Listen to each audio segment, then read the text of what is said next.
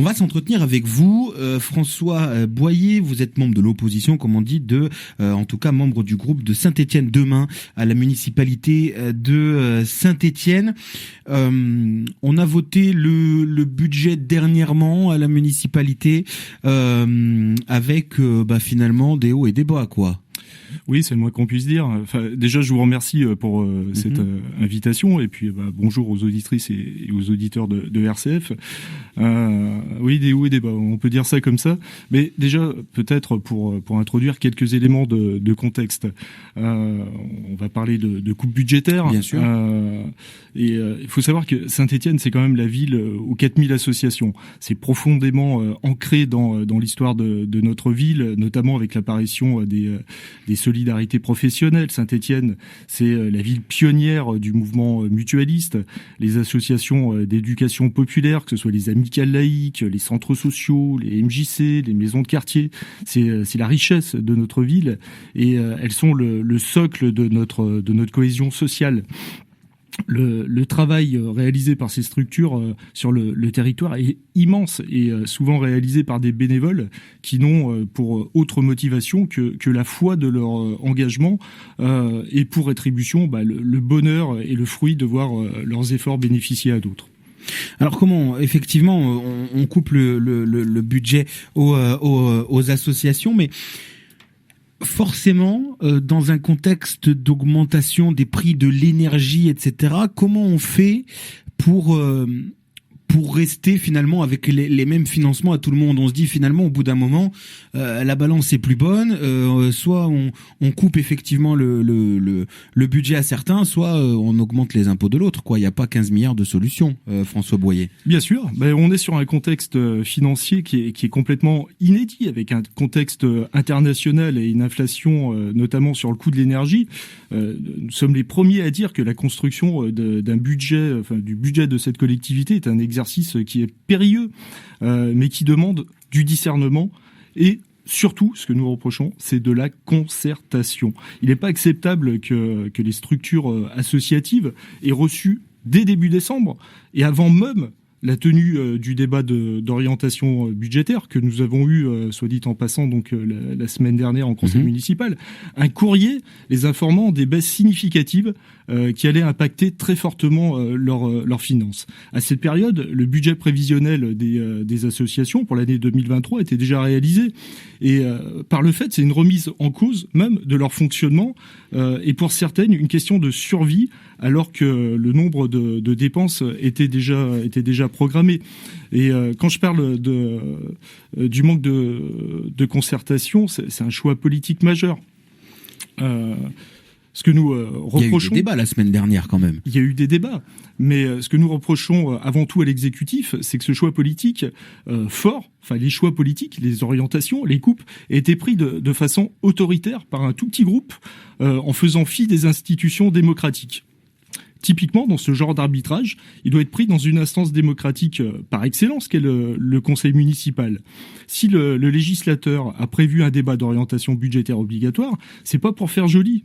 C'est parce qu'il pense que l'intelligence collective permet d'arriver à des solutions consensuelles et de qualité. Alors, quelles auraient été ces solutions, justement, François Boyer ? Mais il y en a plusieurs, bien entendu. Des solutions, des pistes...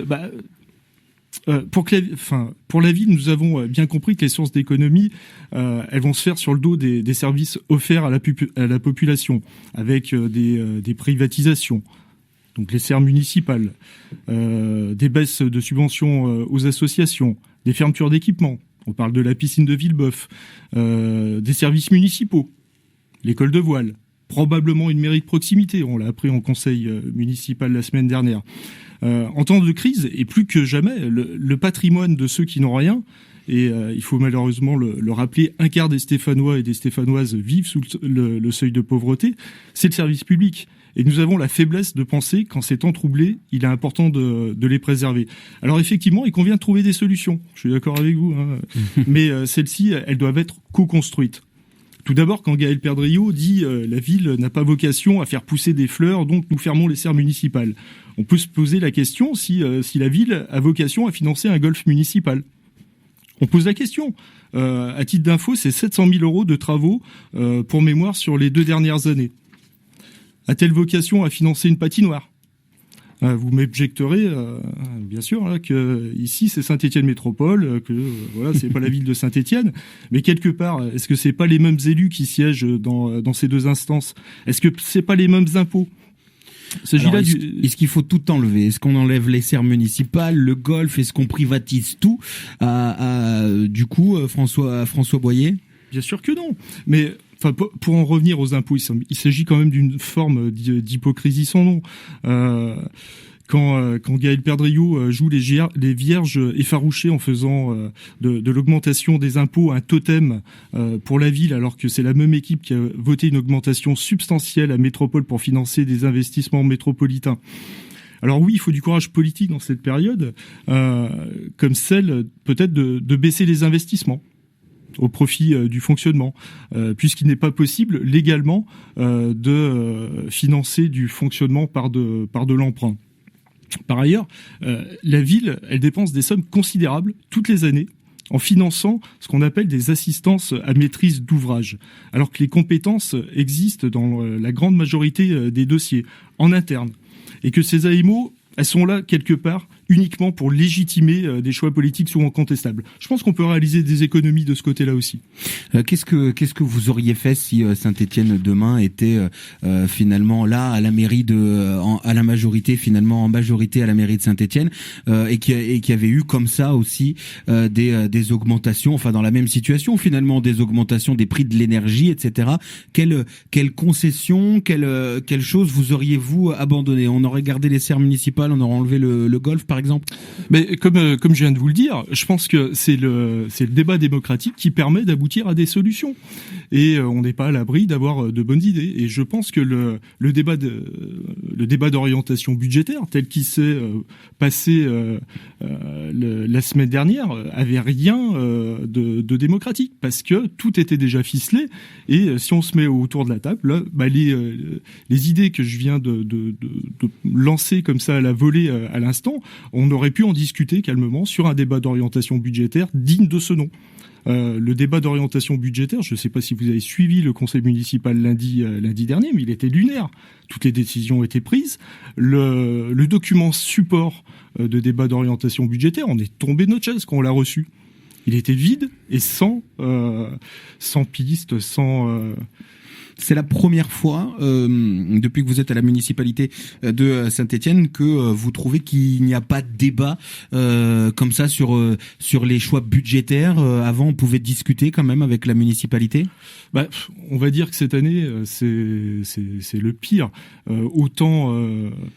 Autant sur les deux précédentes années, voilà, on avait quand même pu proposer quelques pistes. Là, cette année, c'est comme ça. Et on ne peut pas ne pas faire le rapprochement avec les événements qui se passent à Saint-Étienne depuis août dernier. On a l'impression que aujourd'hui, l'équipe municipale tape tous azimuts, agit en urgence, prend des décisions qui sont pour le moins contestables, sans concertation.